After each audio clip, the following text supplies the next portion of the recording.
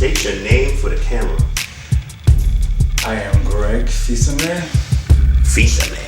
Yes. What is that? That sounds French. It is French. Describe yourself in 60 seconds or less. Good or bad?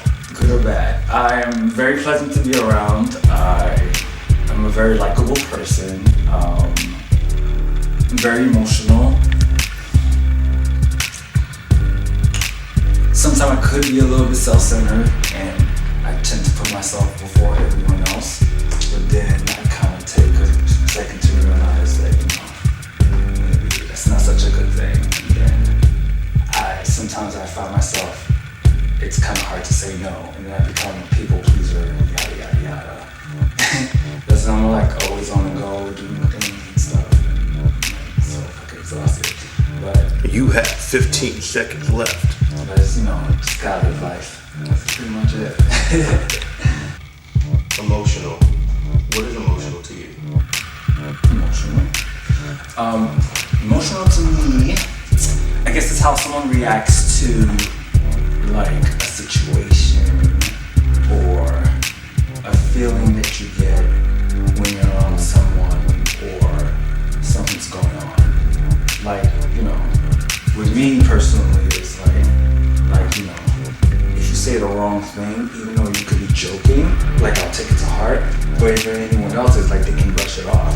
I mean, at times, I try to build quote unquote thick skin to just say like it's whatever. But after a while, it kind of sticks with me, and I kind of like think about it. I don't know if it's because I'm cancer. Cancer, that explains it all. Yes, yeah. Don't know how true zodiac signs are and all that. Very stuff, true. But I can be really emotional. Like, you have tattoos though? Yeah. Describe your tattoos and what made each tattoo. What made you get it and what's the meaning behind it? Okay, so I'm going to start with the huge one that's on my neck right here. So like right here, the one that's on my neck, if you see, it's a heart with a key, and then there's like a treble clef with music notes, and it kind of signifies that music holds the key to my heart. So that's why I got that tattoo. And then I got my name right here. I was young and cheesy and stuff. We all do that. Right. So right here, I got Superman, but as opposed to getting the inside red, I got green for kryptonite because no one's truly Superman and perfect. So I kind of wanted to have that little contrast. And this right here is a broken heart with the number 13 on it because in the past I've been hurt countless of times, and 13 is a bad luck number. So there goes that. Now 3 more on my neck. Initially started with just a small 69, which is not a 69, the cancer symbol, but everyone thought it meant something different. So I got the word cancer. People still didn't get the idea. So I went and got a crab. They was like, wait, why do you have 69 on your neck? I'm like, it's all the same thing. It's my zodiac. It's like, They're like, people think like you're a freak or something. But that's totally not the case. And then I have crap. I have one of my most recent ones. I got these 2 done at the same time. My knuckles and the butterfly on my hand. And the knuckle says live life. So like a butterfly goes through a lot of phases and stuff. And so like it kind of signifies about like what I went through with my life, because I've been through so much, so I'm no longer the little caterpillar that I once was, and that's pretty much it. And there's one on my back, but you can't see it because my shirt's on. It's a small one. What is something you've overcame in your part of your life that you consider yourself a gay man? As a gay man, what I've overcame? Judgment. It was more so being judged by other people in the same community. That's what I overcame, because it was kind of tough, because like being around other homosexuals and stuff, because they're really hard on each other sometimes.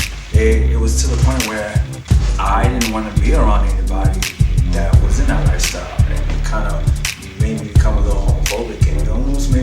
myself, because it was like, if this is the type of group that represents that lifestyle, I don't want to be, part of it and stuff like that. And it was just up until recently where I kind of overcame, and I was like, I should not let the word gay define my life and what I do. And it was not up until recently I actually came out the closet and I told my friends and family, because now I'm in a relationship. Eventually I don't have to hide that part of myself. At the end of the day, I'm still a man. I still do what I have to do. I take care of myself. I don't let my sexuality define what I do. So yeah, I guess. You said something kind of profound right now. You being gay and saying that you actually were homophobic. Describe to me how that was for you and why do you feel that way? Because why did you feel that way, right? Well, I felt that way because it was like, well, if homosexuals didn't respect each other, how can heterosexuals respect homosexuals? That's how I looked at it. So, and there were times where, if I saw someone I was acquainted with in the street, and if I'm walking with my heterosexual friend, I'll duck or turn the other way. It's like, cause it's like, it's like, oh my God, it's like, I don't want to be like, hey, hi, how you doing? And it was like, I don't know how I know this person, it's just become crazy, but now I don't care. But before I was like, oh, ducking.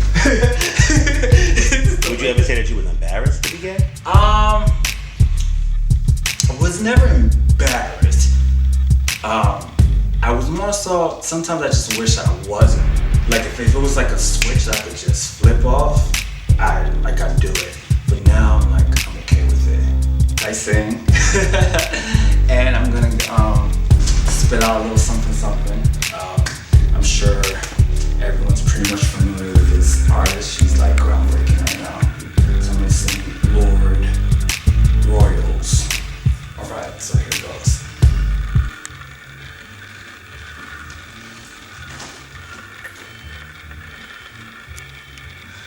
I've never seen a diamond in flames.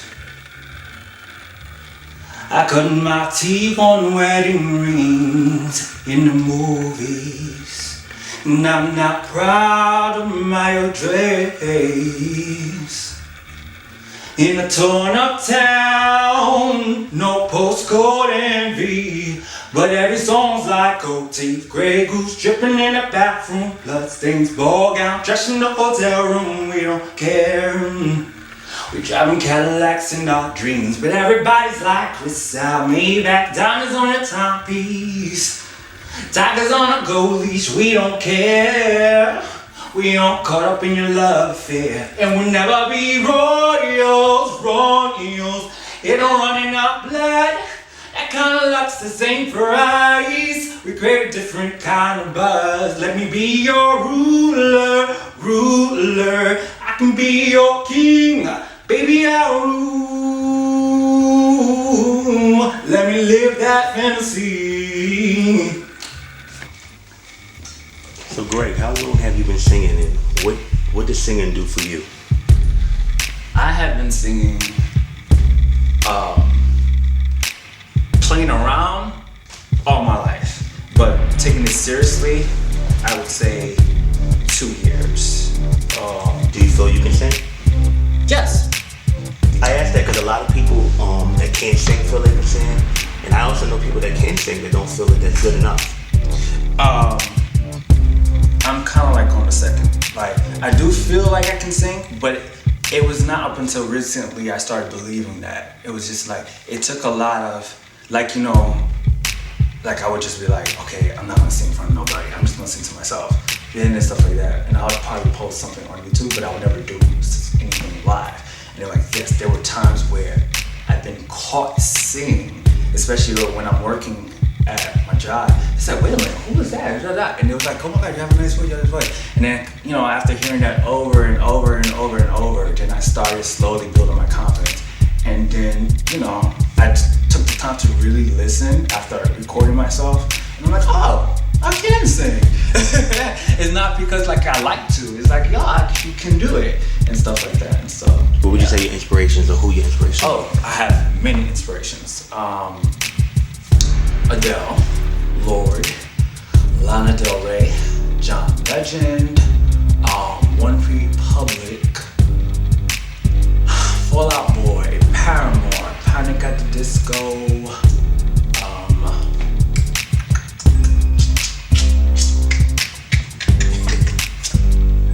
You have 10 seconds. And I think I'm gonna leave it at that. Ballroom. Right. What has ballroom been for you? Ballroom for me has been a roller coaster ride that I decided to step off because I didn't know where I was gonna land if I stayed on that ride. I have to admit, yes, it was extremely fun in the very beginning, traveling from state to state. Like, if it wasn't for Ballroom, I probably would never have been to places like Chicago, Kentucky, DC, Atlanta, like everywhere up and down the coast. It was fun. I can probably agree with you on that because I think that ballroom, I've been everywhere, and if I was still, I don't know if I would be as well traveled as I was if it wasn't for the ballroom, to be honest, especially at a young age. Right. So it was, and it was just that. I don't know. After a while, it became a distraction. That was and then I was like, okay, well, at the end of the day, I still have a real life I have to go to, and if I don't have my shit together in my real life, I should not be focusing so much energy in this other realm because it's like as fun as it is, it's only temporary. Like you go home, lay your head at night, you're back to who you were. You're not X, Y, and Z once you were hitting on that floor. So it's like, okay, if you can't balance both, or if the real world does not outweigh that world, then it's not for everybody. And that's what that was a realization that I came to. I was like, it just wasn't for me. And so is it something you're not going to participate in again? As of now, no, but I'm not going to say never, ever. I mean, because I was around for 6-7 years, so it's like, even though I don't come out anymore, people still remember who I am. So it's kind of like, okay, if I were to go out, I'll probably see some old faces, probably have a good time. Peers. Okay, let's see if I can remember some names. And if I leave some out, it is totally not intentional. Okay, let's see. I remember, Maine Escada, Lil Ronnie Balenciaga, Andre and Anthony Balenciaga, Pampers Milan, Lil Tony Milan, Tat Milan, Tay Chanel, Marquise Prodigy. Do you feel like you were I'm drawing a blank. shaded, or do you feel like you were someone that was not shaded as far as your category goes, which was Schoolboy Runners, correct? Correct. No, I don't feel like I was someone that was shaded. In fact, I felt like there were times where, in the recent years of walking, the wins were definitely deserving, in my opinion. But in the very beginning, I felt like, because, I think I had a strong house behind me, I think that played a part in getting my name out there. Which house was that? I started in the House of Prodigy prior to going to Montclair. So, all it takes is for that chant, and then the judges be like, 1 Prodigy, 2 Prodigy, 3 Prodigy, 4 Prodigy. Yeah. What made you leave the House of Prodigy? I left because at that time, there was a time where a lot of the people that I had built close connections with were all leaving, and I was the only one left out of the, clique I was in. And so, I tried to stick it out, and then I just felt like, I felt alone. It was nothing against anybody. The only person I really felt connected to was Man, but at that time I was in New York, and I had a lot going on. He was in Philly, so I decided to go to another house where I got close with, I guess. And so, but it was so weird because then all those people came back that left. But then it's like,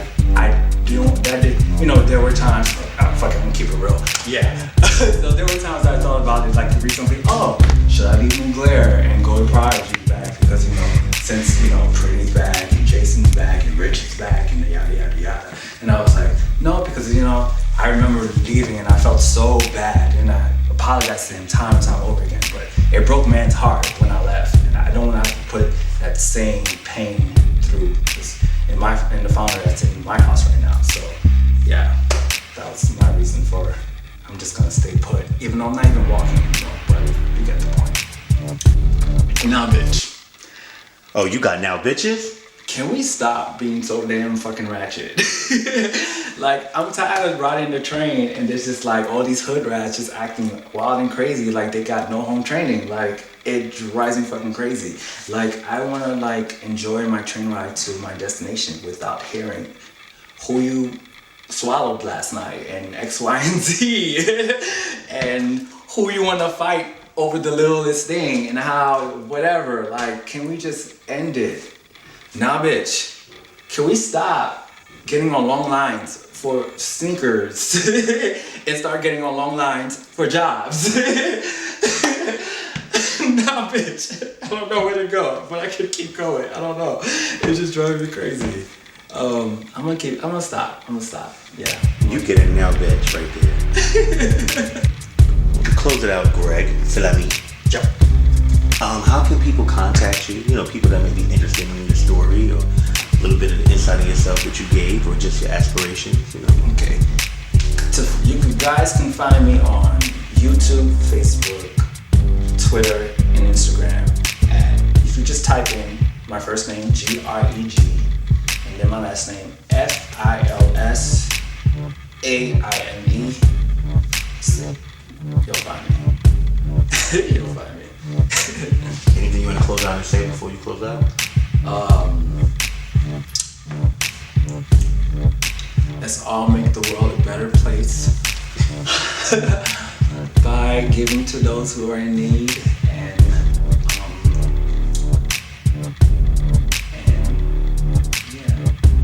Shout out to